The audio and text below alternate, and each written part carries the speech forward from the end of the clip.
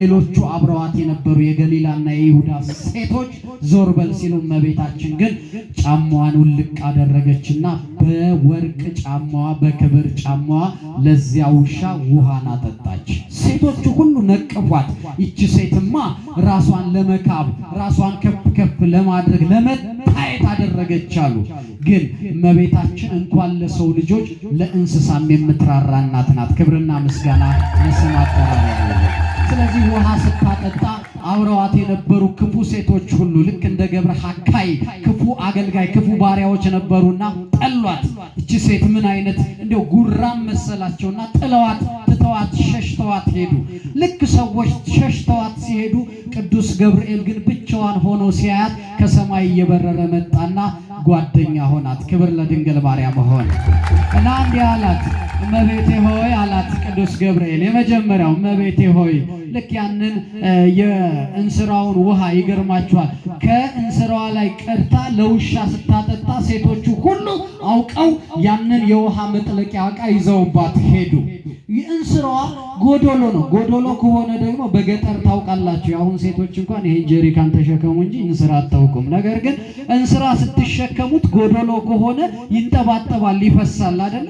ልክ እመቤታችን ከእንስራዋ ላይ ሩህሩህ ስለሆነች ለውሻ ካጠጣች በኋላ እንስራዋን ልትሸከም፣ ምክንያቱም የውሃውን መጥለቂያ ይዘውባት ሌሎቹ ክፉ ሴቶች ሄደዋልና እንስራዬ ውሃ ቢጎድልም እንግዲህ ውሻው ይጠጣ ብላ ከእንስራዋ ላይ አጉድላ ነበርና ያጠጣችው። ልክ ጎንበስ ብላ ያን የጎደለ እንስራ ስትመለከተው ሙሉ ሆኗል። ምክንያቱም የቸርነት የቅድስና አምላክ ሙሉ አድርጎላት ነበር። ክብር ለመድኃኔዓለም ይሁን። ያኔ ቅዱስ ገብርኤል ከሰማይ እየበረረ መጣና እንዲህ አላት፣ ጓደኛ ሆናት። ብቻዋን እያለች በዚያ በገሊላ የውሃ ዳርቻ ላይ በምንጩ ስፍራ ላይ እንዲህ አላት ገብርኤል መጥቶ ትጸንሲ አላት። እመቤታችን ደንገጣለች። በነገራችን ላይ ይሄን ታሪክ የምታገኙት በቤተ ክርስቲያናችን በተአምረ ማርያም መጽሐፍት ላይ ነው። ይሄ ተአምረ ማርያም መጽሐፍን አንዳንድ ሰዎች ይሄ ተረት መጽሐፍ ነው ከየት አመጣችሁት ይሉናል። ያመጣነው መጽሐፍ ቅዱስ ተአምረ ማርያም ስህተት እንዳልሆነ ስለነገረን ነው። የተለያየ የዮሐንስ ወንጌል ምዕራፍ 21 ቁጥር 25 ላይ ስለ ክርስቶስ የተነገረ ሌላ ብዙ ነገር አለ አለ። በዚህ መጽሐፍ ቢጻፍ ግን በመጽሐፍ ቅዱሱ ላይ ቢጻፍ ግን ይሄ መጽሐፍ እንደ ዓለም ቢዘረጋ አይበቃውም። የውቅያኖሶች ውሃ እንደ ብዕር ቀለም ቢበጠበጡ የክርስቶስንና የድንግል ማርያም ታሪክ ከጽንሰቱ ጀምሮ ያለው ታሪክ ቢጻፍ አይበቃም። ይህ ታሪክ በሌላ መጽሐፍቶች እንደሚገኙ የዮሐንስ ወንጌል ምዕራፍ 21 ቁጥር 25 ላይ ጠቁሞና ያለፈው የክርስቶስ ታሪክ መጽሐፍ ቅዱስ ላይ ተወስኗል አይባልም። ያልተጻፈ ሌላ ብዙ ነገር አለ ብሎ ቅዱስ ሉቃስ ስለነገረን ማለት ነው። ያ ሌላ ያልተጻፈ ነገር ደግሞ የትኛው የእምነት ተቋም ላይ ብትሄዱ አታገኙ። እዚህች ቤተክርስቲያን እናት ቀደምት ርትዕት የሆነች እምዬ ተዋህዶ ቤት ግን መጽሐፍቶቿን በቅዱሳን አባቶች ተጽፈው ይገኛሉ። ይሄን ላስቀመጡልን ለቀደሙት አባቶች ክብር ይሁን፣ ምስጋና ይድረሳቸው። ስለዚህ በዚህ መጽሐፍ ላይ ስለ ጽንሰቱ ቅዱስ ሉቃስ አጠር አድርጎ ነው የጻፈው። ጥልቅ የሆነው ነገር ግን እዚህ ጋር ተጽፏል እና እመቤታችን ያንን እንስራ ልትሸከም ጎንበስ ስትል መልአኩ ቅዱስ ገብርኤል በብርሃን አምሳል ክንፉን ዘርግቶ ወደ እሷ መጣና ትጸንሲ አላት። ትጸንሻለሽ አላት። እመቤታችን ይኸውላችሁ ምንም እንኳን አማኝ ብትሆንም ይሄ ሚራክል በምንለው ተአምር ድንገት ሲደረግ እስኪ ነው የምትለው፣ አትቸኩልም ለውሳኔ። ዝም ማለች እመቤታችን። አቤት ትህትና! እኛ እኮ እንደው ድንገት ጸበል ተጠምቀን ነጭ ነገር ስናይ ገብርኤል ታየ ሚካኤል ታየኝ ምን ደፋሮች እኮ ነው። እሷ ግን ቅድስት ሆና ምን አለች? ዝም። ምክንያቱም እኔ አይገባኝም አለች። ማርያም ፊደል የሁሉ መማሪያ እኮ የምንላት ለዚህ ነው። ትህትናዋ ራሷን ዝቅ ማድረግ። መልአኩ መጥቷል እኮ በብርሃን አምሳል ትጸንሲ ስላት አላመነች። እንዴት ይሆናል? ምክንያቱም እርሷ ትዳር የላት ባል የላት ወንድ አታውቅ። ከዚያ ዝም አለችና ወደ ቤቷ ገባች። ልክ ቤቷ ገብታ ያንን እንስራ ቁጭ ስታደርግ ደገመና መልአኩ በጓዳ ትጸንሲ አላት። ዝም አለች። አሁን ሐርና ወርቁን እያስማማች በቤተ መቅደስ ለጸሎት በ3 ሰዓት ይላል ስትደርስ ግን በቤተ ክርስቲያን ሐርና ወርቁን ከቅዳሴው በኋላ ከጸሎቱ በኋላ ስታስ ልታስማማ ሐርና ወርቁን እየሰፋች ሳለ በቤተ ክርስቲያን ውስጥ ግን መልአኩ መስቀሉን አውጥቶ ትጸንሲ ሲላት እመቤታችን ይኩነኒ በከመ ትቤለኒ አለች። ይሄ ነገር እውነት የሚገባኝ ከሆነ የሉቃስ ወንጌል ምዕራፍ 1 ቁጥር 31 ላይ እነሆ ትጸንሻለሽ ወንድ ልጅም ትወልጃለሽ ስሙንም ኢየሱስ ትይዋለሽ አላት። ማርያምም መልአኩን ወንድ ስለማላውቅ እንደምን ይሆንልኛል አለች። መልአኩም መልሶ ለድንግል ማርያም እንዲህ አላት፣ መንፈስ ቅዱስ በአንቺ ላይ ይመጣል፣ የልዑል ኃይልም ይጸልልብሻል። ስለዚህ ደግሞ ከአንቺ የሚወለደው ቅዱስ የእግዚአብሔር ልጅ ይባላል አላት። ያኔ አንተ እንዳልክ ይሁን አለች እመቤታችን። አንተ ለእግዚአብሔር የሚሳነው ነገር የለም። እንግዲህ እመቤታችን የሚገርማችሁ ነገር ከመልአኩ ጋር ስትነጋገር ረጅም ሰዓት ኮንቨርሴሽን አድርጋለች፣ ንግግር አድርጋለች። ይህንን እኔ አይገባኝም ሲጀመር ወንድ አላውቅም። መልአኩ ምንድን ነው ያላት? እስመ አልቦ ነገር ዘይሳነው ለእግዚአብሔር፣ ለእግዚአብሔር የሚሳነው ነገር የለም ማለት። የእግዚአብሔር ልጆች ይሄንን ብስራት ይሁንልኝ ገባ ከሆነ ይሁን አለች። የማን ፈቃድ ከሆነ? የእግዚአብሔር ፈቃድ ከሆነ ይሁን ብላ አማኝ ሴት ስለሆነች ድንግል ማርያም ባመነችበት ሰዓት ይኸውላችሁ ዓለም የሚጸንስበት አካሉ ሌላ ነው፣ ጽንስ የሚፈጠረው። እመቤታችን ግን መላ አካሏ ድንግል ስለሆነ በደንብ አዳምጡኝ። ሁለት ነጥቦችን ብቻ ልንገራችሁ። ነገረ ማርያም ላይ አውቃችሁት ልትሄዱ የሚገባ ሁለት ነጥቦች። የመጀመሪያ እመቤታችን በመስማት ነው የጸነሰችው። በምን አልኳችሁ? ለምንድን ነው በመስማት የጸነሰችው የሚለውን አባ ጊዮርጊስ ዘጋስጫ ሲያብራራ በደንብ በሚደንቅ ሁኔታ እንዲህ ይላል።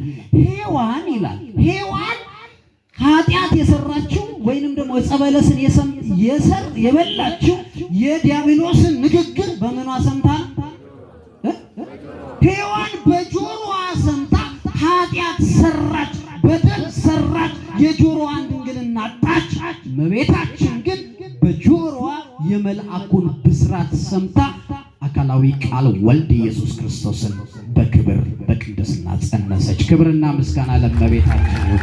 ስለዚህ ሊቁ አባ ሕርያቆስ ይሄንን ባብራራበት አውዱ አባ ጊዮርጊስ ዘጋስጫ ኢትዮጵያዊው ቄርሎስ ይባላል። ድንቅ በጣም እንደዚህ አይነት ምስጢራት የሆኑ ሐሳቦች ምስጢር አይደል? ምስጢራት የምስጢራት ሁሉ ምስጢር ማለት ነው። ምክንያቱም የክርስቶስ ሰው መሆን ዓለም ከተፈጠረበት ጥበቡ የበለጠ ነው። በዛሬው ዕለት በነገራችን ላይ ጽንሰቱን ብቻ ሳይሆን የምናስበው ጥንተ ዕለተ ፍጥረት የሚታሰብበት እግዚአብሔር ፍጥረታትን የፈጠረበት ዕለት የሚታሰብበት ቀን ነው። እንደዚሁም ደግሞ ጥንተ በዓለ ትንሣኤ በዕለተ እሑድ ኢየሱስ ክርስቶስ የተነሳበትንም ቀን የምናወሳበት ጊዜ ነው።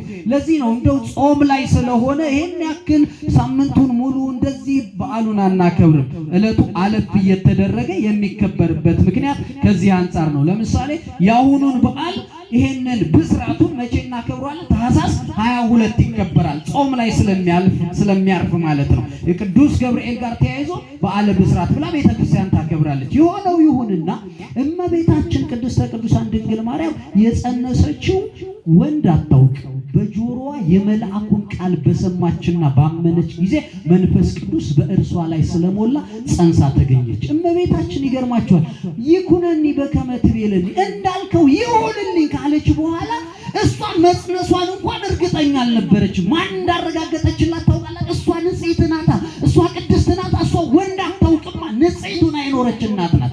በሐሌዮ በገቢር በነቢብ በማሰብ በማድረግ በመናገር እንኳን ድንግል የሆነች እናት ስለሆነች ማለት ነው ድንግል ማርያምና ማን ያረጋገጠላት? ሉቃስ 1:41 ላይ ወደ ኤልሳቤጥ ስትሄድ እመቤታችን ኤልሳቤጥ በእርጅናዋ ወንድ ልጅ ጸንሳ ነበርና እመቤታችን ልትጠይቃት በሄደችበት ሰዓት ኤልሳቤጥ የማርያምን ሰላምታ በሰማች ጊዜ በኤልሳቤጥ ማህፀን ውስጥ ያለው ያ ትንሹ ዮሐንስ ዘለለ ይላል።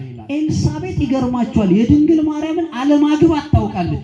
በነገራችን ላይ ቅዱስ ዮሴፍ እጮኛዋ ነበር ሲባል እጮኛ የሚለው ቃል ሊትራሊ አይተረጎምም፣ ቃል በቃል አይተረጎምም። ለምሳሌ የቀበሌ እጩ ሲባል ቀበሌውን ያገባ ማለት አይደለም። እጩ መምህር ወይ ደግሞ እጩ ወታደር ነው ሲባል ወታደሮችን ያገባ ማለት ምን ጠባቂ ማለት ነው። ስለዚህ ልክ እንደዛ ሁሉ ቅዱስ ዮሴፍ እጮኛዋ ጠባቂዋ ዘመዷ ነው አረጋዊ ዮሴፍ። ይሄን በሌላ ጊዜ ሊቃውንት ያስተምሯቸዋል። የሆነው ይሁንና እመቤታችን በድንግልና ጸንሳ በነበረች ሰዓት እመቤታችን እንኳን ይሁንልኝ አለች። አማኝ ስለሆነች ይሁንልኝ አለች።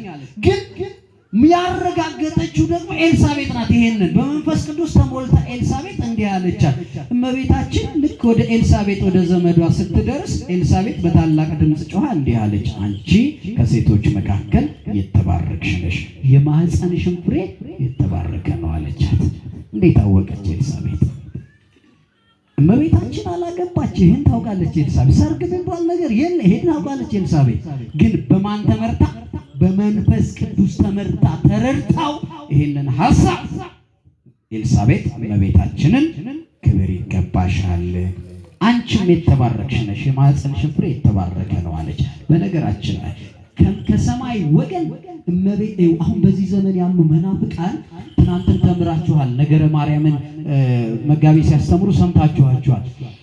እመቤታችንን ማመስገን ለእመቤታችን መዘመር ያስተማረን ከሰማይ ቅዱስ ገብርኤል ነው። ሉቃስ 1:19 ላይ አንቺ ከሴቶች ሁሉ የተባረክሽ ነሽ እያለ ያስተማረን ማን?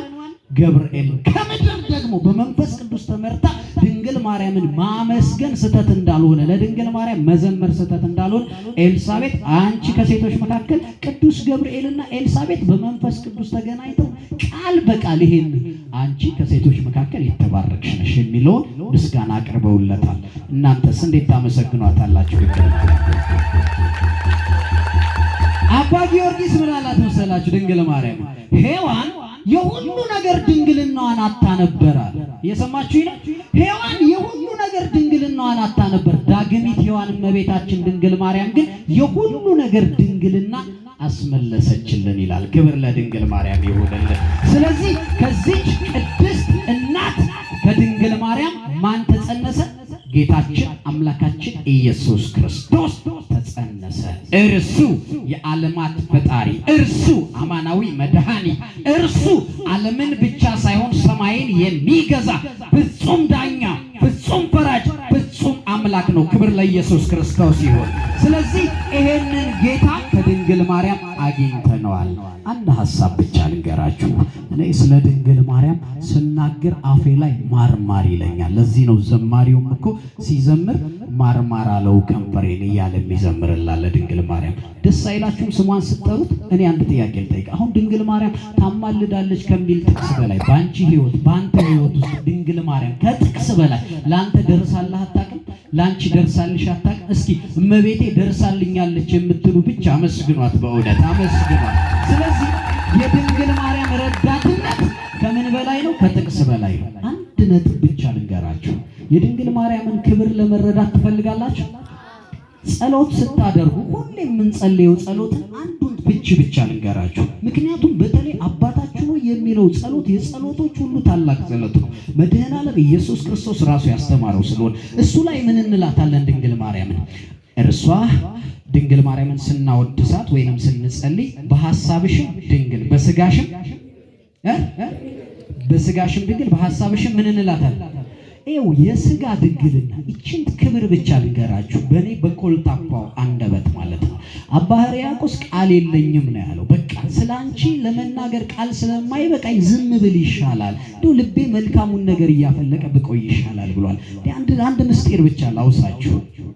ድንግል ማርያም የስጋ ድንግልና የሐሳብ ድንግል ናት ስንል አንዳንድ ሰዎች አቅለው የሚያስቡት ሰዎች አሉ። ደፋሮች ደግሞ ድንግል ማርያም እንደኔ ከኔ ጋር እኩል ናት የሚሉ አሉ፣ ወይንም እንደኔ ሰው ናት የሚሉ አሉ። ትክክል ነው። ድንግል ማርያም እንደኛ ሰው ናት። እኛ ግን እንደ ድንግል ማርያም አይነት ሰዎች ነን ወይ ነው ጥያቄ። ሰምታችሁኛል? ድንግል ማርያም እንደኛ ሰው ናት፣ ግን እኛ እንደ ድንግል ማርያም ያለን ሰዎች ነን ወይ? በቃ ይሄ ነው በጣም ሰፊው ልዩነታችን በእኛና በድንግል ማርያም መካከል። አንደኛው ነጥብ ድንግል ማርያም ለምሳሌ ከመላእክት ምን ትላለች እንላለን? ትበልጣለች እንላለን። ሁለቱም እንደዚህ ኮንክሪት የሆኑ አንዳንድ መናፍቃኑ የሚተቹንን ነገር ልንገራችሁ። መቼም ዛሬ ጽንሰቱን ስናስብ ክርስቶስ ሲጸነስ አማናዊ መድኃኒት ሲጸነስ ንጹሕ በሆነችው ታቦትና ማደሪያ ስለተጸነሰ የመጀመሪያው ከመላእክት ትበልጣለች የምንለው ለምንድን ነው? በምን በልጣ ነው ከተባለ ችን ፖይንት አዳምጡኝ። ድንግል ማርያም 64 ዓመት በምድር ላይ ኖራለች። የተጸነሰችው የተወለደችው በ0017 ዓመተ ዓለም ዓመተ ምህረት ነው። 47 ሲደመር 17 ስንት ይመጣል? 64 ዓመቶችን በምድር ላይ ኖራል። 64 ዓመት በምድር ላይ ስትኖር እንደምታውቁት በዚህ ምድር ላይ ኃጢአት፣ በደል፣ ክፋት፣ ርኩሰት፣ ተንኮል፣ ዝሙት፣ ስካር፣ ዘፈን ያለበት በኃጢአት የተጨማለቀ ኃጢአት እንደ እሳት የሚለባለብበት ዓለም ነው ያለው። እመቤታችን በዚህ ዓለም ላይ ነው የኖረችው። ከመላእክት ትበልጣለች። ለምን ተባለ ከተባለ መላእክት የሚኖሩበት 3 ከተማዎች ደግሞ ኢዮር፣ ራማ፣ ኤረር ይባላል። በኢዮር በራማ በኤረር ኃጢአት የሚባል ነገር የለም። በደል የሚባል ነገር የለም። እርኩሰት፣ ጥፋት፣ ስካር፣ ዝሙት፣ ስርቆት የሚባል ነገር የለም በመላእክት ከተማ። በኃጢአት መገኘት የሚባል ነገር የለም በመላእክት ከተማ። በኃጢአት የሚፈተኑበትም እድል የለም በመላእክት ከተማ። እመቤታችን ቅድስተ ቅዱሳን ድንግል ማርያም ግን በዚህ ኃጢአት እንደ እሾህ በሚዋጋበት ኃጢአት እንደ እሳት በሚለባለብበት ዓለም ላይ ኖራ አንድ ቀን እንኳን ለማይክሮ ሰከንድ ኃጢአት ሳትሰራ የኖረች እናት ናት። ክብር ለድንግል ማርያም ይሁን። ስለዚህ ክርስቲያኖች አንዱ ምክንያት ይሄ ነው። ሁለተኛው ምክንያት ደግሞ መላእክት በትንቢተ ኢሳይያስ በሁለተኛው ምዕራፍ ቁጥር 6 ላይ በእግዚአብሔር ፊት በቅድመ እግዚአብሔር ሲቆሙ በሁለት ክንፋቸው ፊታቸውን ሸፍነው ቅዱስ ቅዱስ ቅዱስ ይሉታል። እመቤታችን ድንግል ማርያም ግን በእቅፏ የዓለማትን ሁሉ ጌታ በማኅፀኗ ጸንሳው ተገኘች።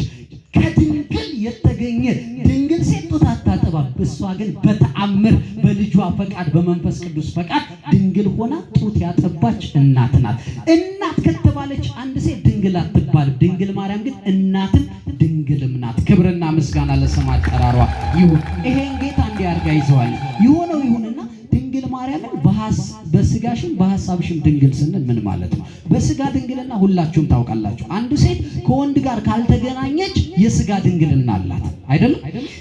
ሴት ልጅ ግን በሐሳብ ድንግል ሆና አታውቅም። እነሆ ዓለም ከተፈጠረ 7516 ዓመት አልፏል። አንድ ደቂቃ ብቻ አዳምጡ። ከኔ ጋር ናችሁ?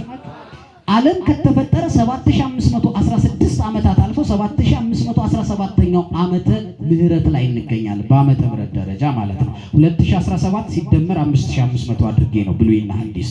በእነዚህ ጊዜያት ሁሉ አንድ ሴት በሐሳብም በስጋም ሁለቱም ድንግል አድርጋ የያዘች ሴት የለችም። የስጋ ድንግልና የነበራቸው አሉ፣ ያላቸው አሉ። የስጋ ድንግልና የሐሳብ ድንግል ግን መሆን የምትችል ሴት በዚህ ዓለም ላይ የለች እና ድንግል ማርያም እንዲህ ነው ክብሯ። በደንብ አዳምጡኝ። ይችን በምሳሌ ልንገራችሁ። ይሄ በሐሳብሽም ድንግል ብለን ስናመሰግናት ረቂቅ የሆነ ምን ያክል ጥልቅ እንደሆነ እንድትረዱት ነው።